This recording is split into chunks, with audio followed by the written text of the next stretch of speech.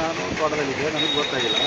ಅದು ಏನಾಯ್ತಪ್ಪ ಅಂದರೆ 8:30 ಗಂಟೆಗೆ ಒಂದು 5-6 ಜನ ಬಂದು ಅವರು ಭೀಮಗೌಡ ಏನಾರ ಬೆಳಿಗ್ಗೆ ಸೇವೆ ಮಾಡೋದಕ್ಕೆ ಕಟಿಂಗ್ ಅಂಗಡಿ ಬಂದಿದ್ದಾರೆ.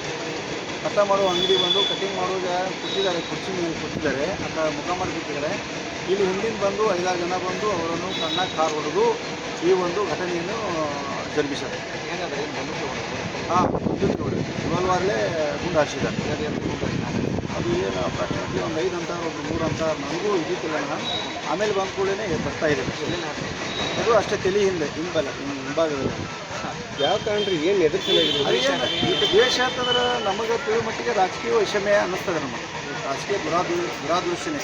ಯಾಕಂದರೆ ಈಗಾಗಲೇ ಅವರು ಪ್ರತಿಯೊಂದೆಲ್ಲ ಈಗ ಎಲೆಕ್ಷನ್ ಮಾಡ್ತಾಯಿದ್ರು, ಅವ್ರ ತನದಲ್ಲಿ ಜನ ಆಯ್ಕೆ ಬರ್ತಾಯಿದ್ರು, ಅವ್ರ ತನಲ್ಲೇ ಬಹುಮತ ಆಗ್ತಾಯಿದ್ರು, ಅವ್ರ ತನಲ್ಲೇ ಅಧ್ಯಕ್ಷ ಆಗ್ತಾಯಿದ್ರು. ಈ ಉದ್ದೇಶ ಇಟ್ಕೊಂಡು ಮಾಡಿದಾರೋ ಬೇರೆ ಯಾವ ದುರಾದೇಶ ಇಟ್ಕೊಂಡು ಮಾಡಿದಾರೋ ಗೊತ್ತಿಲ್ಲ. ಯಾವುದೇ ಆಗಲಿಕ್ಕೆ ಚುನಾವಣೆಯಲ್ಲಿ ಅವರ ಬಹುಮತ ಕೈ ಮೇಲಾಗ್ತಾಯಿತ್ತು. ಹ್ಯಾಟ್ರಿಕ್ ಮಾಡುವ ಒಂದು ಲೆಕ್ಕ ಇತ್ತು ಅವರು. ಹ್ಯಾಟ್ರಿಕ್ ಮಾಡುವ ಲೆಕ್ಕ ಇತ್ತು. ಆ ಒಂದು ದುರಾದೇಶ ಇಟ್ಕೊಂಡು ಆ ಕಿಡಿಗೇಡಿಗಳು ಪ್ಲ್ಯಾನ್ ಮಾಡಿ ಇದನ್ನು ಈ ಒಂದು ದುರ್ಘಟನೆಯನ್ನು ಮಾಡಿದ್ದಾರೆ. ಅಲ್ಲಿ ಊರಾಗಂದ್ರೆ ಅವರು ಕೂಡ ಮೊನ್ನೆ ಒಂದು ಆಗಿತ್ತು, ಒಂದು 2 ವರ್ಷ 1 ವರ್ಷದಿಂದ ಒಂದು ಮನೆಯವ್ರವ್ರು ಕೂಡ ಆಗಿತ್ತು.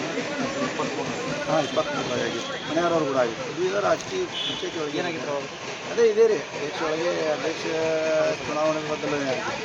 ಇವ್ರು ಯಾಕೆ ಆಗಿದ್ರು ಅನ್ನೋ ದುರಾದೇಶ ಇತ್ತು, ಇವ್ರು ಯಾಕೆ ಊರ ಆಡ್ತಾ ಇದ್ದಾರೋ ಅನ್ನೋ ದುರಾದೇಶ ಇತ್ತು, ಏನಿತ್ತು ಗೊತ್ತಿಲ್ಲ. ಬಟ್ ಅದಕ್ಕೆ ಅವರು ಈ ಒಂದು ಮನದಲ್ಲಿ ಇಟ್ಕೊಂಡು ಇಂಥವೆಲ್ಲ ಕೆಟ್ಟ ಕೆಲಸವನ್ನು ಮಾಡಿದ್ದಾರೆ. ಭೀಮನಗೌಡ ಇವರು ಊರಾಗ ಜನರ ಜೊತೆಗೆ ಅವರು ಬಡವರಾಗಲಿ ದೀನದಲಿತರಾಗಲಿ ಎಲ್ಲ ಪ್ರತಿಯೊಂದೆಲ್ಲ ಕಾರ್ಯಕ್ರಮಗಳಲ್ಲೆಲ್ಲ ಅವರು ಎತ್ತಿ ಹಾಕ್ತಾಯಿದ್ರು. ಅವ್ರ ಜನರ ಜೊತೆ ಚಲೋ ಇದ್ರು ಅಂತೇಳಿ ಅವರು ಊರಾಗ ಸಪೋರ್ಟ್ ಮಾಡ್ತಿದ್ದು ಜನ. ಊರ ಮೂಲ ಸೌಕರ್ಯಗಳ ಬದಲು ಸಹಿತ ಅವರು ಕಾಳಜಿ ಮಾಡ್ತಾಯಿದ್ರು. ಊರಲ್ಲಿ ಏನಪ್ಪ ಅಂತಂದ್ರೆ ಒಂದು ಸರ್ಕಾರಿ ಸೌಲಭ್ಯ, ಸರ್ಕಾರಿ ದವಾಖಾನೆಯನ್ನು ತಂದಿದ್ರು. ಆಮೇಲೆ ಒಂದು ಸಾರ್ವಜನಿಕ ಹಳ್ಳಕ್ಕೆ ಏನಪ್ಪ ಅಂತಂದ್ರೆ ಬಾಂಧವ್ರು ನಿರ್ಮಾಣಿಸಿದ್ರು. ಆಮೇಲೆ 200 ಮನೆಗಳನ್ನು ಸಹಿತ ತಂದಿದ್ರು ಅವರು. ನಡೆದಾಡಿ ಬೆಂಗಳೂರು ಲೆವೆಲ್ದಲ್ಲಿ